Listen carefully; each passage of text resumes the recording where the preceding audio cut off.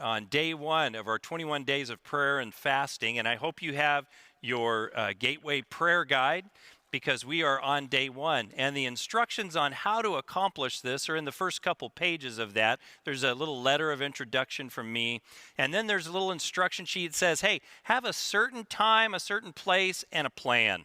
And if you just follow the prayer guide, it gives you the plan. But have a certain place and a certain time every day. And then every day at 2:21, there will be a little devotional. So this came online at 2:21, and if you check the website at 2:21 every day for 21 days, 7 days a week, you'll have a little devotional. And so we are on day one. We're following the Lord's Prayer, and it says, Our Father in heaven.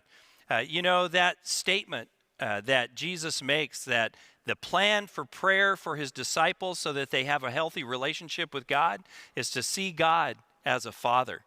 Just think of the greatest father you've ever known. Maybe it was yours, maybe it was someone else's, and you saw the way they nurtured and cherished and raised and disciplined and encouraged their children, and you just went, wow, what a great dad.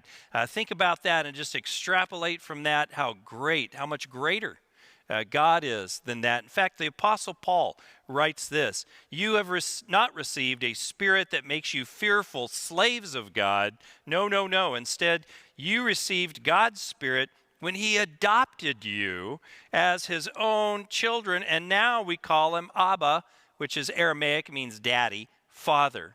And so that idea of being adopted into God's family, I am God's child, and he treats me as the greatest father you could ever imagine. He meets my needs. He forgives my sins.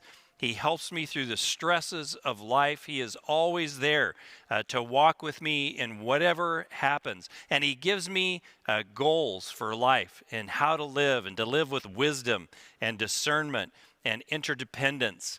He gives me all of those things to do and says, by the way, all of that is going to key on your ability to forgive.